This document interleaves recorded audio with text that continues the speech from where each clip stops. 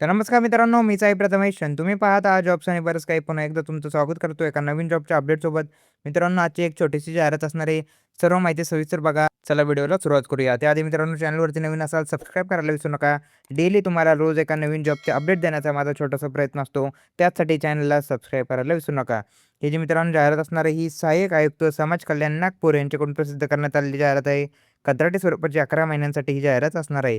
यामध्ये पद जे असणार आहे ते असणार आहे संगणक ऑपरेटर. त्याचबरोबर 2 जागा असणार आहे. कोणत्याही शाखेची पदवी तुमच्याकडे असेल, अर्ज करू शकता. संगणक अर्हता आवश्यक असणार आहे. अर्थातच संगणक ऑपरेटर पद असल्यामुळे संगणक अर्हता आवश्यक असणार आहे.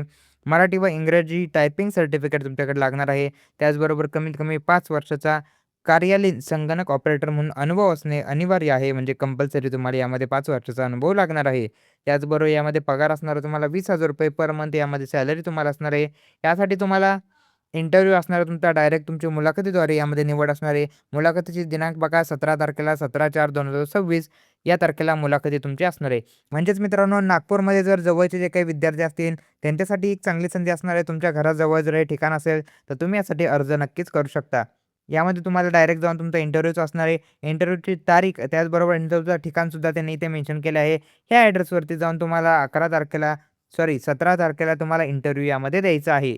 अशी ही एक छोटीशी जाहिरात असणार आहे. ही जाहिरात मित्रांनो 2 तारखेला 2 एप्रिल 2026 रोजी प्रसिद्ध करण्यात आलेली आहे. मित्रांनो या नोकरीचा जर तुमच्या किंवा तुमच्या फॅमिलीमध्ये कोणाला फायदा होणार असेल, त्यांना हा व्हिडिओ नक्की शेअर करा. स्थानिक जर तुम्ही रहिवासी असाल त्यांच्यासाठी ही चांगली संधी असणार आहे.